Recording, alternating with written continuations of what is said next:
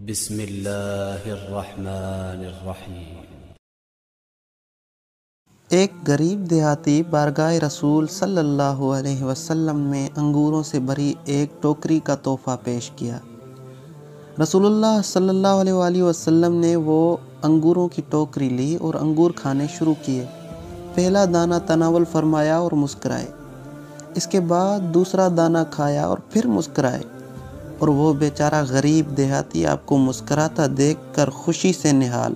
رسول اللہ صلی اللہ علیہ وسلم انگوروں کا ایک ایک دانہ کر کے کھا رہے ہیں اور مسکراتے جا رہے ہیں۔ میرے ماں باپ آپ پر فدا ہوں، آپ نے انگوروں سے بھری پوری رکابی ختم کر دی، اور آج صحابہ سارے متعجب، غریب دیہاتی کی تو عید ہو گئی۔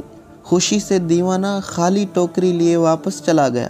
صحابہ نہ رہ سکے، ایک نے پوچھ ہی لیا، یا رسول اللہ، آج تو آپ نے ہمیں شامل ہی نہیں کیا۔ رسول کریم صلی اللہ علیہ وسلم مسکرائے اور فرمایا، تم لوگوں نے دیکھی تھی اس غریب کی خوشی؟ میں نے جب انگور چکھے تو پتہ چلا کہ کھٹے ہیں۔